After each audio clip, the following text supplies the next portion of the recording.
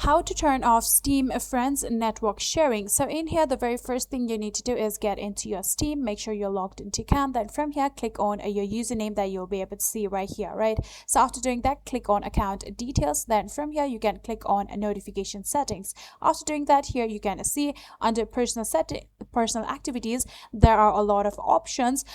Then from here, what you're gonna do is find the option of your network sharing, right? So in here, you can see these are all of the network sharing notifications that you might get.